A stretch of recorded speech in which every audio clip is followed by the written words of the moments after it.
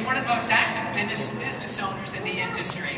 His background in biomechanics and kinesiology helped to develop what is now called the Right Fit, a unique footwear fitting system now emulated in specialty run stores across the nation.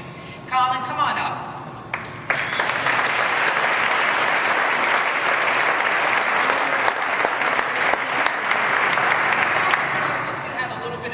Especially after hearing some of our speakers. And then after that, we're going to bring all our speakers up and open it up to questions for you. So, Colin, 20 years now you've been in the running industry. What contributes to your passion to have this drive, especially in your work with marathon sports? What drives me is the possibility that everyone can walk, jog, and run fitness, and they can do so and be comfortable doing it. We are challenged in so many fronts when customers come into our stores, usually, unfortunately, after they've seen any number of health practitioners. And those health practitioners are generally treating the symptoms of their problem rather than the cause. And what we do in marathon sports, and it's been that way for 20 years, is really get to the root cause of why they're having issues. At Marathon Sports, if we can't help them out to the degree that we want, we have a very healthy list of health practitioners that we believe in that can get them where they want to go as far as performance. We've heard different perspectives here tonight with our speakers, similar but different.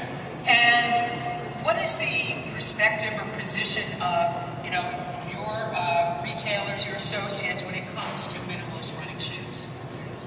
Well, we feel that it's another tool in the toolbox.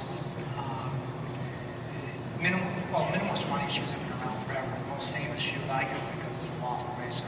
I ran in that. And I did too. Yeah. And we feel that it has its place in keeping people healthy, but it's part of the solution. It's not all the solution. We firmly believe, and my challenge is to educate my staff as to kinesiology, biomechanics, physiology, as a musculoskeletal system, and what it's all about, and to earn the respect of the customer. I'm going off a tangent here a little bit, but it's important to know that why Marathon Sports is successful is because we take the time to understand where the customer is coming from. We talk a lot about running shoes. You see running shoe advertisements in many number of running publications. For us at Marathon Sports, it's not about the shoes. It's about where the customer is coming from. And the only way to do that is to ask any number of questions, to do a foot biomechanical analysis, and see what's going on. Most people come into our store and they have some sort of ache or pain. As far as minimalist running shoes go, it's part of the solution. I always believe that muscle confusion is the key to fitness.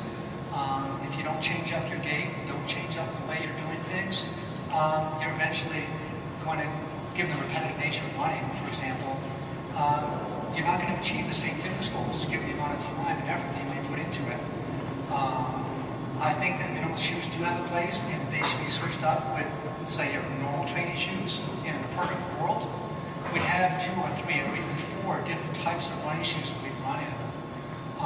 If you wear the same pair of shoes day in and day out, your biomechanics are going to be the same, and eventually your muscles are going to get tired and possibly injured from doing so. So it's a tool, it's almost like cross-training for your feet to incorporate a minimalist running shoe. Do you see this minimalist running now a fad or a trend? I mean, we know the difference of fad, short term, a trend, something that's going to continue to go along and grow. There's a lot of excitement out there about it. I think it's here to stay. Right. We all have to put it in perspective.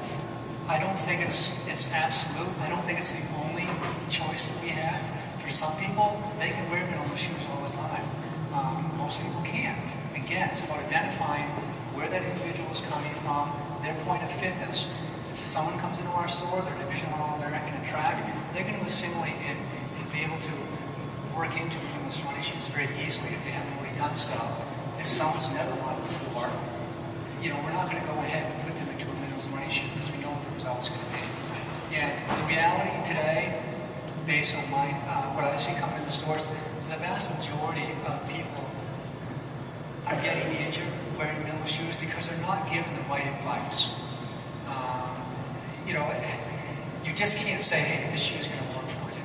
They need to understand the protocol that's necessary to be successful in said shoes. And just like any other tool, if you use it incorrectly, it's going to hurt you.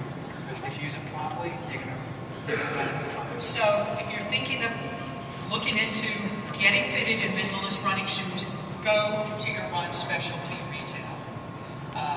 That's your last line of defense to make sure you're getting the proper shoe for your foot. Right. So what we're going to do, if the rest of our panelists would come up, we're just going to do a few minutes of questions. Then we're going to open up. We have some wonderful beer, wine, past hors d'oeuvres. So just a few minutes. So if they would quickly come up. And our panelists will be available after, as you're enjoying a cold one, to talk to you a little bit more about specific questions for you. So any questions? Anybody have a question in the audience? And if you raise your hand.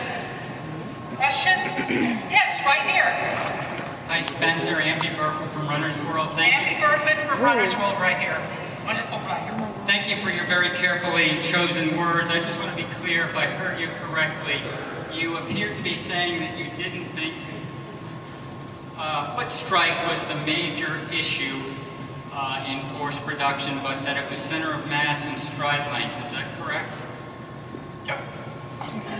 Thank you. That was also very clear. Another, do you want to elaborate? Yeah, some of the questions here. I think certainly it's clear Commands. that